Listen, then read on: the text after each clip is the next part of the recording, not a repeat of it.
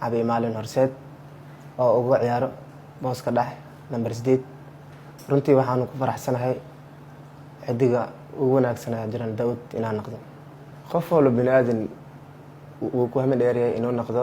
best player ugu fiican horyaalka uu ka ciyaarayo runtii aadan ugu faraxsanahay maadaama aan noqday best player-ka koobka Jiran Daawud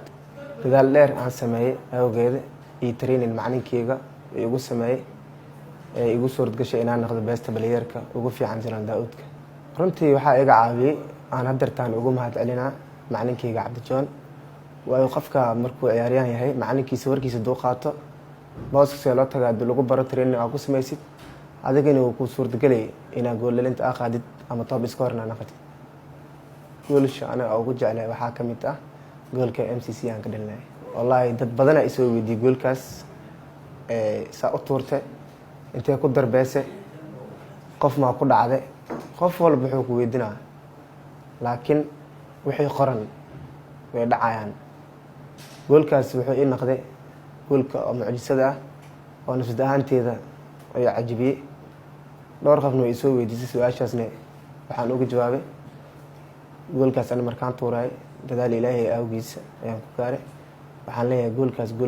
goolka ugu jeclaa waa dadka kubadda cagta xiiseeya magac xasaasi markuu ku soo dhaco waxay isdhaayaan xasaasiga fariiqiga dhaliga miyaa xasaasiga shubtooyinka miyaa qofka markuu tababar ku sameeyo suu ku dhaliyo fududee aniga tababarka markaa dhameeyo mar walba waxaan sameeyaa 5 kubad aan gool ku tuuraa mar goolaha ku jiro maraan goolaha ku jiro taas ay fududeysina mar walba markii ciyaaraha la ciyaaray aan dhaliyo wallahi dabaaldegayga ani dhowr dabaaldeg aan sameeyaa laakiin dabaaldeg waxaan jeclahay oo aan ii gooni ah dabaaldegaasna waa dabaaldega oo koobka Jiran Daawudka aragteen ani ham ahaanteeda waxaan jeclahay inaan kubadda cagta aan ka gaaro heer sare oo ana ka mid noqdo nafsad ahaanteeda aan noqdo qof professional ah dhowr mar aan isku dayay runtii waa jeclahay inaan wadanka dibadiisa aan ka ciyaaro waan ku hamid dheerahay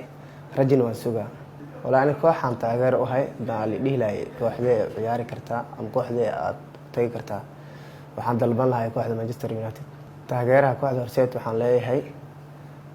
mar walba garabkeena taagnaada intaan idinkaana soo gaarsiiyay